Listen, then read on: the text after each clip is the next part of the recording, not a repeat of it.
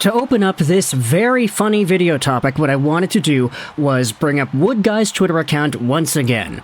Because he goes out there and tweets about the idea of a Jack Campbell buyout and what it actually would cost for the Oilers to go ahead and do this.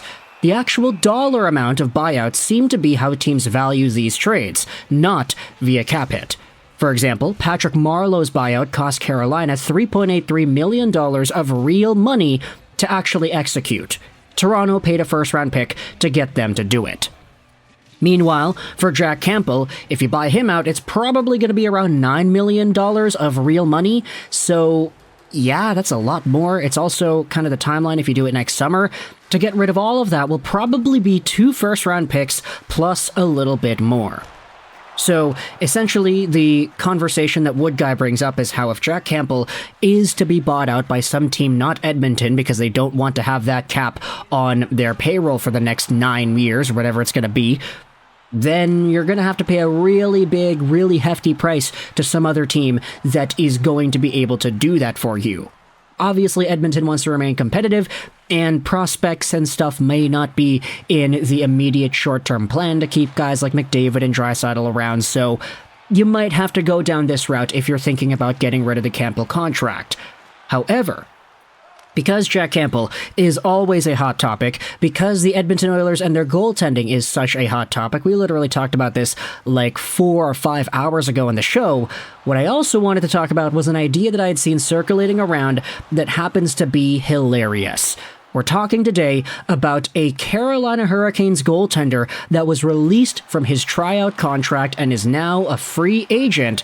It is Jaroslav Halak. Because as Walt Ruff goes out there and tweets, the Canes indeed released him from his free agent tryout. As for Pyotr Kochetkov, today is a maintenance day for him, and attached is a picture of Halak with the Carolina Hurricanes gear. Now, shortly after this was made public, you had yourselves articles like this popping up on the Hockey Writers saying that Jaroslav Halak's PTO release from the Hurricanes is ideal timing for the Edmonton Oilers. Now, when I saw this tweet, or not tweet, but the article from yesterday, I was like, okay, wait a minute, pause. Jim Parsons, I respect your work, you do some very good stuff, but pause here. Are you kidding me, dude? Are you kidding me? This article is going to be linked in the description if you want to go ahead and read it yourself. But it does point out at the beginning that while the Edmonton Oilers could have signed Jaro Halak at any point this season, now might be the time to strike. News broke Monday morning that Halak was being released from his PTO, and the veteran netminder certainly isn't a starter at this point in his career, but as a viable backup option to Stuart Skinner, he might be a fit. The rest of the article goes over the Hurricane situation, why exactly they let him go. Rod Brindamore offered more context on the ending of Halak's 2-week stint with the Hurricanes. He noted that the decision to end the agreement was more on Halak's side. It was kind of a mutual thing. That's a tough spot to be for him. I think he realized that it's tough at the end of the road to make those decisions when you've got a family and everything. In other words, because the Hurricanes have Pyotr Kochetkov and Antti Ranta, not to mention Frederick Anderson on the IR, Halak was swimming upstream.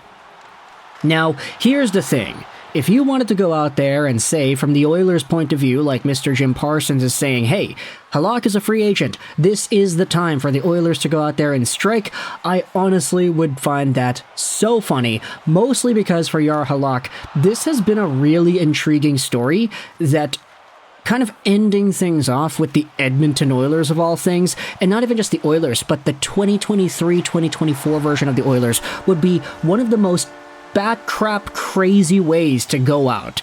Halak is 38 years old, so he's a lot older now than he was when he was in his heyday with the Canadiens, etc., etc. 5'10", 185, smaller goaltender. We've always known that he wasn't really the tallest guy, but he was a really good Montreal Canadien, especially towards the end of the 2000s and early 2010s. He then bounced around to St. Louis, Buffalo, Washington, New York, and I say New York twice because both New York teams are on here, and in Boston, he was a really good goaltender too, .922 save percentage in half the season in 2018-19. That Boston Bruins team, man, they just keep on churning out such good goaltenders. But Jaro Halak, in the most recent season's worth of play he has had: New York Rangers, 903 save percentage, 25 games played. Vancouver Canucks, 902 save percentage, 17 games played. Boston Bruins, 905 save percentage, 19 games played. I'm going to go out there and say this: Jaro Halak, especially towards the end of his career, was one of the streakiest goalies I've ever seen. Like, so many games in Vancouver, Jaro Halak was just not good, and then he'd go on these strange runs where he starts winning and winning and winning and making so many saves and just being a total beast. Now, Jaro Halak is no Thatcher Demko, for crying out loud, but at the end of the day, I mean, this was a guy who had his reputation of being a washed-up goaltender from yesteryear who had just kind of made the tour around. You know, he's going to city, he's doing his thing, and he tried to find himself a spot in Carolina. They didn't really see a fit there, and he, for the sake of his own career, decided to call it quits and move on. That is no fault for Jaro Halak. Obviously, this is a pro athlete who wants to stay in the NHL, and not being guaranteed that job security certainly would be a factor. But the idea that Jaroslav Halak, who is coming off of 3 straight sub-910 save percentage years, who is at 38 years old, could just sign with the Oilers after being released from the Hurricanes, for crying out loud, and be an acceptable fit to play backup? Yeah, I don't think that's going to go down. You talk about the Carolina Hurricanes and their goaltending situation, it's not even really like Jaro Halak was super unnecessary either. I mean, look at the goaltending in Carolina. They've stunk this year. 894 from Frederick Anderson, 885 from Ranta, 876 from Pyotr Kochetkov. All of these goalies have been bad. Jaroslav Halak, in his last season's worth of play, is already technically better than what we're seeing out of the Hurricanes this season. So the fact that Halak could not land this job, it is kind of intriguing, and when you think about the Oilers using this as a reclamation project for their own right, it does not sound like a good idea at all.